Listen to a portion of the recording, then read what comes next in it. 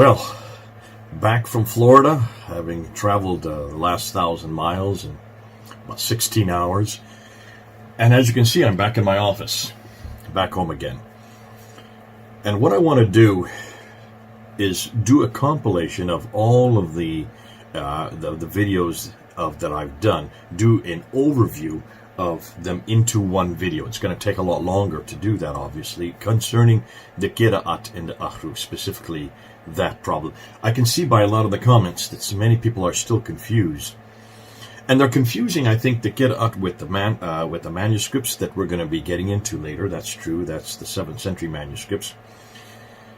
But before I do that, before I upload that, I want to talk about something else that has, I think that an awful lot of people have been confused by, and that is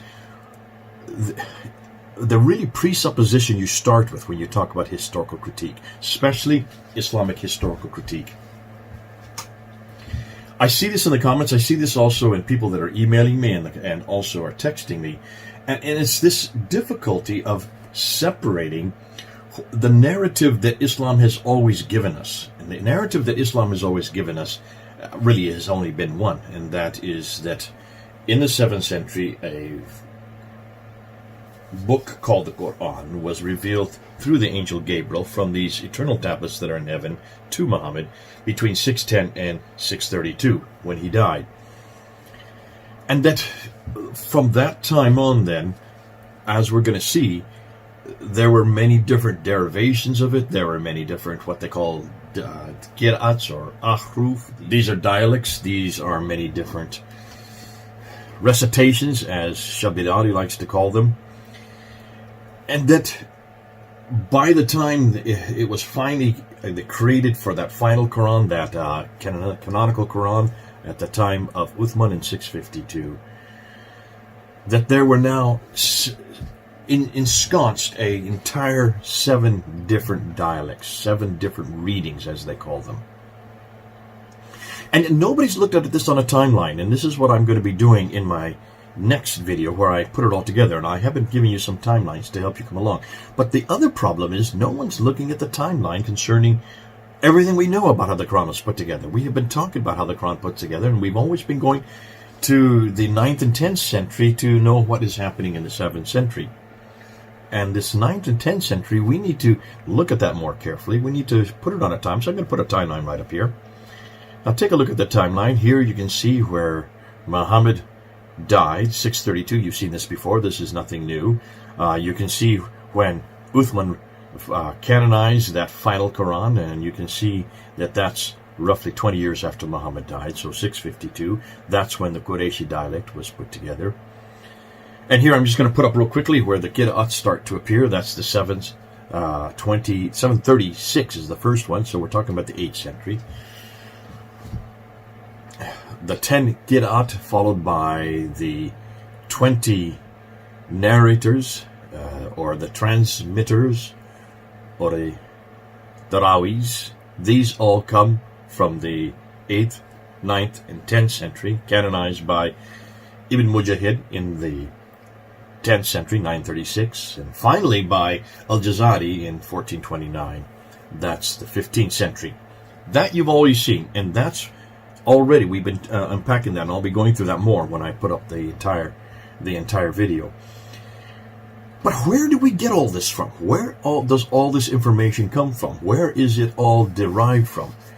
Now, you do know, and this is not new to you, and yet most people just don't get this.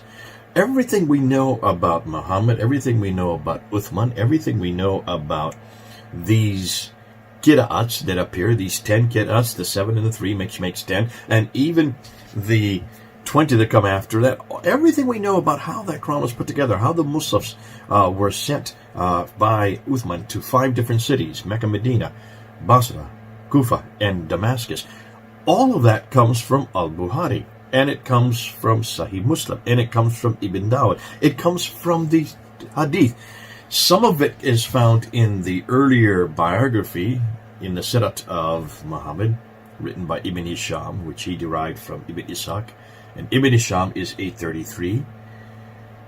Al-Bukhari is 870. Let's put those on a timeline, and let's look at this timeline. So let's put the timeline back up again, and let's take a look and see where these guys land. And these guys do not land in the 7th century yet. And here is the same problem again. All that we've known and everything that everybody's arguing about, anything that Yasser Qadi is referring to, anything that Shabir Ali is referring to, all of this reference to these things that are happening in the 7th century, including the Qira'at, including the Ahruf, but also the Musafs and all of the manuscripts, only come to us from the 9th and 10th century. Do you see Al-Bukhari there? Look at that gap. We're talking about 238 years between Al-Bukhari and Muhammad, 632. That's almost, let's just say 240 years to round it off. 240 years. And whenever I hear the stories, they only come from that period, 240 years later. 240 years later. So when you come to the table and you start to look at these manuscripts and you start to look at these different Qira'at, as we're going to introduce, and you start looking at all of them, really what you're looking at is attributions of what was happening then. Attributions written by Al-Bukhari, Sahih Muslim, 240 and more years later. None of that was written during the century Muhammad lived, or during the lifetime Muhammad lived, or during the time of Uthman. It was written hundreds of years later and hundreds of miles away. How many times have I said that? I don't know. So when you come to Islam and the emergence of Islam, when you come to how Islam began and how the Quran was put together, you start from two completely different suppositions. Most everybody has start from the supposition that the traditions are correct, that everything there is correct. And most of you who are listening to me assume that is correct. But I don't start from that supposition. I think it's pretty clear to me that these traditions written so late are not correct. We're finding they have not been correct on Mecca. We're finding they have not been correct on the Qibla. We're finding they're not even correct on the geographical locations within the Quran. We're finding they're not correct when it comes down to the coinage and who the earliest caliphs are and whether they were Muslims. In fact, it's not been correct on Muhammad. It's not been correct on Islam or the people called Muslims, this city called Mecca, and the book called the Quran. In almost every category, these 5 major categories, it's been incorrect. Have you noticed that? Have you noticed that? And you notice since January, I've been asking this question. This is not something new. So, depending on which supposition you start with, if you start from this presupposition that the traditions are correct, then you're going to read into everything from those traditions. And that's why it was fascinating to me to come across a lot of these numismatists who are scholars or experts in numismatics, which is this study of coins, who were trying to look at these coins that were in 630 and 640 and 661 and 680 up to 692, and they were looking at these coins and they're right there, they're pristine, they don't disintegrate, they don't deteriorate, and they were trying to find how they could make sense of these coins based on what the traditions were telling them. Because the traditions were telling them that these people that were minting these coins, these caliphs, these kings, these rulers of Islam, were Muslims who would have been the first to refer to Muhammad and refer to the Quran and referring to lots of references from the Quran.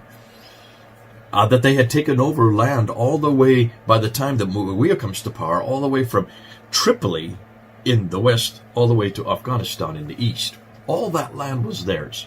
Fascinating. That's what the traditions tell us. Yet the coins don't. The coins tell us a completely different story, that in the western part they were still Christian, in the eastern part they were still Zoroastrian, that people like Muawiyah was still a Zoroastrian. There was nothing Islamic about him. Up until 680, there was still nothing Islamic about them. We can't find anything on the coins. The mosques are all facing the wrong way. They're facing much further north. They're facing way up in Petra, in Jordan today, not in Mecca. We can't find any reference to Mecca on any documentation. We can't find it on any map. This great city called Mecca, where everything took place, where Muhammad lived from 570 up until 622, according to the traditions, again, over here. Can you then understand why I no longer trust those traditions? I no longer trust them because they're just too far away from the events. And as a historian, you always go to that which is earliest, that which is either original or closest to the original. So that's what I wanted you to see before we get into the whole Kiraat story, before we go and unpack it so it's all in one place. Before I do that, I really wanted to bring this to you to show you that this is indeed troubling, and no matter what whatever discussion we're going to have, if you start from the traditional account, way over here in the 9th and 10th century, you're going to have a completely different narrative than if you start, as a historian should be doing, from the 7th century and looking and seeing what the 7th century divulges, what it shows us, what we can find there. Completely two different stories. And depending on what supposition, what presupposition you start with, you're going to come to two different answers. Be aware of that. As we get into the whole Qira'at and the Ahruf, as we then move into the manuscript and the Musafs, and the Razm, the skeletal text, always remind yourself, and if you don't do it, I will remind you, that disband everything that we know about the traditions, completely push them back. Don't keep letting them intrude upon your narrative, and come back to the 7th and 8th century, the 7th and early 8th century. Because that's the material, that's the area, that's the era that we need to investigate, because that's when Islam really began. And it looks like it did not begin with any man named Muhammad. It looks like it did not begin in any place called Mecca. It looks like it did not begin with any people called Muslims or a religion called Islam. And it did not begin with a book called the Quran. And that's why, as we move into this, let's make sure that we start with the right supposition, the right narrative, the historical narrative. Only looking at those artifacts, those things, those implements, and inscriptions and documents, and also buildings, coins as well, that come from that era, that tell us the story of actually what was going on. I'll keep reminding you this. I'll put up the timeline so you can see it, so you can visually see where I'm going with this, okay? Well, without any further ado, the next video I put up will be just that, the whole historical overview of how the Qira'at and Ahruf, how I believe the Qira'at and Ahruf were created, what they tell us, and how damaging these are concerning the preservation of the Quran. Okay then, this is Jay. Over and out.